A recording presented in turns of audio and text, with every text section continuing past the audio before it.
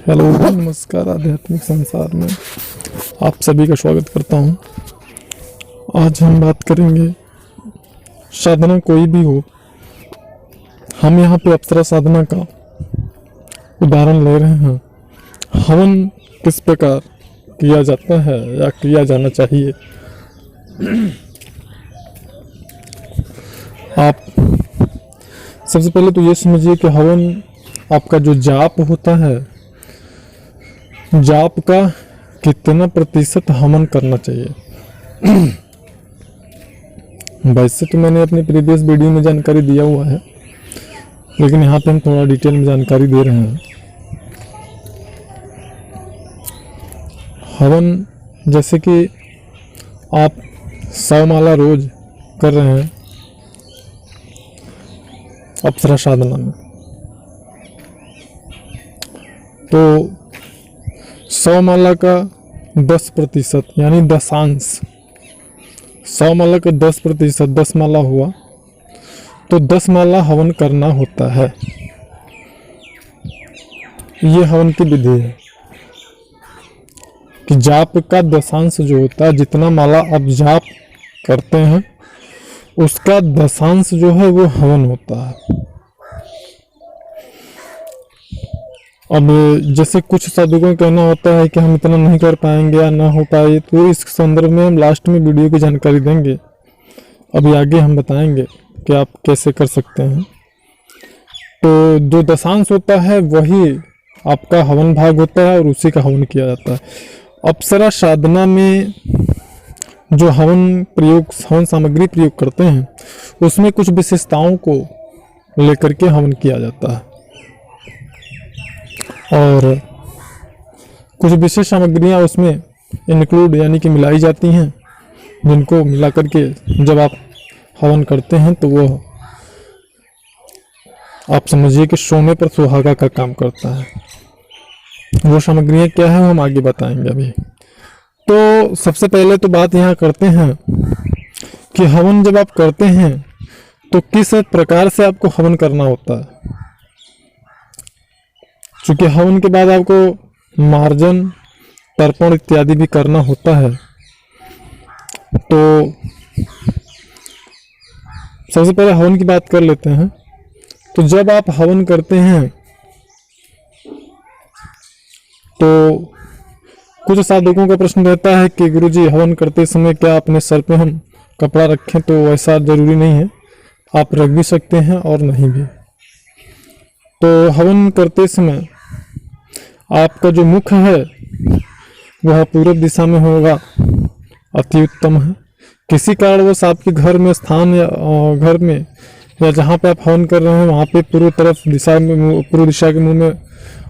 दिशा की तरफ मुंह करके हवन करने में कोई प्रॉब्लम है तो उत्तर दिशा की तरफ मुंह करके आप हवन कर सकते हैं। और हवन में आपको सर्वप्रथम जो है अग्निदेव को आहुति देना है और वो अग्निदेव का जो मंत्र है ओम अग्न्याय नमः, इस मंत्र से 3 बार हवन करना है अग्नि जी का सर्वप्रथम आपको। उसके बाद आपको 9 ग्रहों का नाम लेकर के हवन करना है और वो इस प्रकार है। ओम सम सर्वरिष्ट नवरणाय नवग्रहभ्यो नमः। ओम सम सर्वरिष्ट नवम ग्रहभ्यो नवभ्यो नमः स्वाहा। ओम सम सर्वरिष्ट नवभ्यो देवभ्यो नमः स्वाहा। शॉर्ट में ऐसे भी बोल सकते हैं, लास्ट में जो हमने बोला है ऐसा बोल के 3 बार हवन कर सकते हैं। उसके बाद श्री गौरी जी के नाम से ओम गौरियाय नमः स्वाहा, ऐसा 3 बार। उसके बाद स्थान देवताभ्यो नमः स्वाहा, सर्वप्रथम ग्राम देवताभ्यो नमः स्वाहा, स्थान देवताभ्यो नमः स्वाहा, ऐसा करके। और फिर कुल देवताभ्यो नमः स्वाहा, कुलदेव्याय नमः स्वाहा। उसके बाद गुरुदेवभ्यो नमः स्वाहा, गुरुर्ब्रह्मा गुरुर्विष्णु गुरुरेव महेश्वर गुरुर साक्षात परम ब्रह्म तस्मै श्री गुरुवे नमः, ऐसा बोल के आहुति दे सकते हैं। उसके बाद ओम हुतानपतये नमः स्वाहा 3 बार। उसके बाद महाकालिकाय नमः स्वाहा 3 बार। इस प्रकार से आप, और अगर आपने किसी आपके कोई इष्ट हैं तो उनके नाम से भी आप आहुति दे सकते हैं, लेकिन वो शिव जी की आहुति को देने के बाद में, क्योंकि शिव जी को गुरु मान करके ही आप अप्सरा साधना करते हो। तो इस प्रकार आप साधना हवन जो है, आहुतियाँ जो प्रारंभिक आहुतियाँ हैं वो इसी प्रकार आप देंगे। उसके बाद अब थोड़ा सा बात कर लेते हैं कि हवन में आप किस चीज़ का प्रयोग करेंगे। अब जैसे गाय के गोबर की उपली अगर मिल जाती है तब तो बेस्ट है, और गाय के गोबर की उपली नहीं मिलती है, आम की लकड़ी प्राप्त हो जाती है तो बेस्ट है। कहीं से भी अगर आम की लकड़ी मिल जाती है, गाय की थोड़ी बहुत उपली भी मिल जाए, या आम की थोड़ी सी लकड़ी मिल जाए, गाय की उपली मिल जाए तो भी बेस्ट है। अब अगर ये दोनों चीज़ अवेलेबल नहीं हैं किन्हीं कारणवश, मार्केट में वैसे आप दुकान पर जाएंगे, वहाँ बोलेंगे तो वहाँ पे शायद आपको आम की लकड़ी उपलब्ध ज़रूर हो जाएगी। तो आप उसमें कोई गोबर कहीं से भी अगर व्यवस्था हो जाता है तो आप उसका प्रयोग कर सकते हैं और हवन कर सकते हैं। अब आगे बात करते हैं कि हवन सामग्री में जो मैंने बताया कुछ विशेषताओं को लेकर के अप्सरा साधना में हवन करेंगे, तो यह सोने पे सुहागा की बात होती है। तो वो क्या है कि जैसे आप हवन सामग्री मार्केट से लेते हैं, मार्केट से आप बोलेंगे तो आपको हवन सामग्री प्राप्त हो जाएगी, और तत्पश्चात जैसे कि आप उसमें क्या क्या मिलाना होता है, हम ये सारी जानकारी इसलिए दे रहे हैं क्योंकि हमारे कुछ साधक जो हमारे अनुसार साधना करने वाले हैं तो उन्हें सारी जानकारियाँ प्राप्त हो जाए। क्योंकि अगर आप कॉल करके हमसे जानकारी प्राप्त करेंगे तो मैं कितनी जानकारी आपको देता रहूँगा और किस किस को दूंगा। तो यहाँ पे मैं सार्वजनिक रूप से सारी जानकारियों को दे रहा हूँ, और एक बार में नहीं समझ में आता है तो वीडियो को दोबारा देखिए।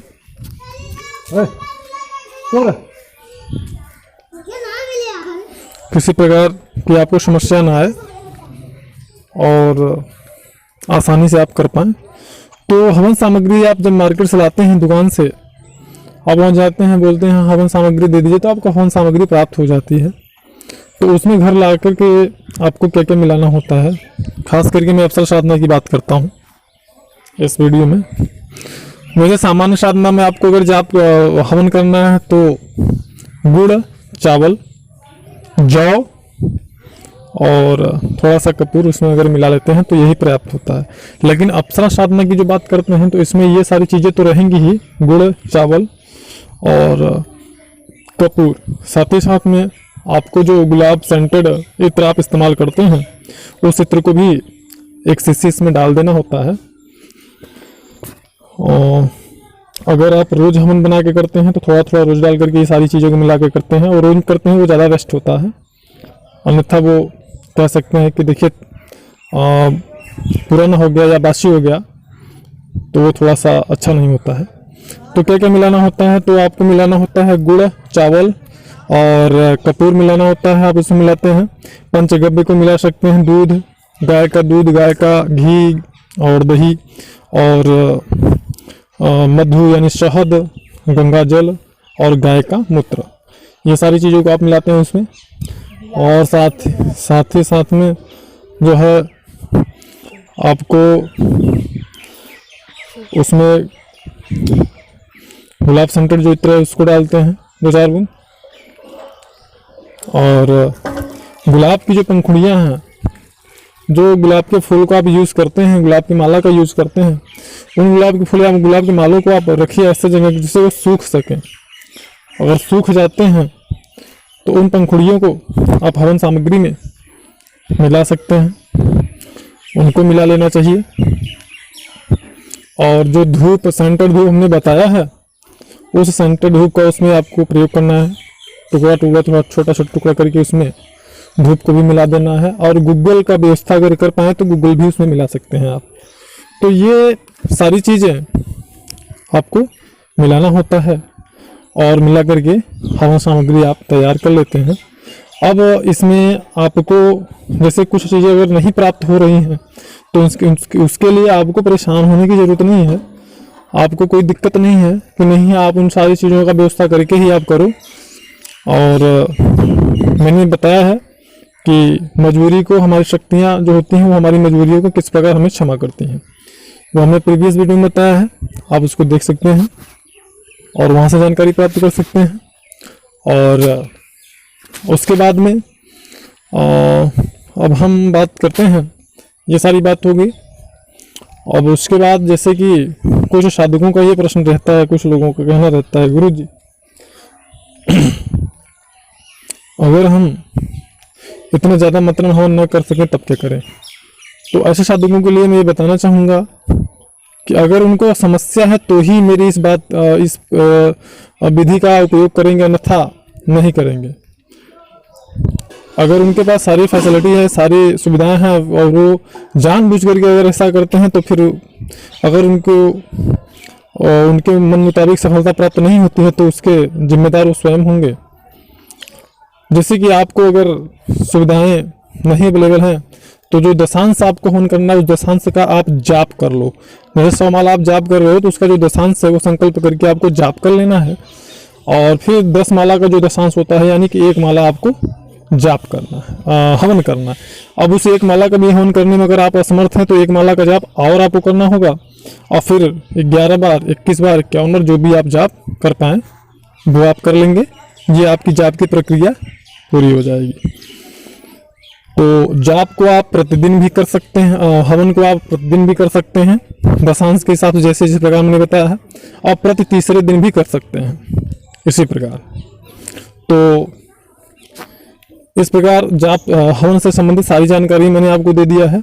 अगर फिर भी कोई मन में संशय संदेह शंका है तो दिन में 12 से 1 के बीच में कॉल करके आप जानकारी प्राप्त कर सकते हैं।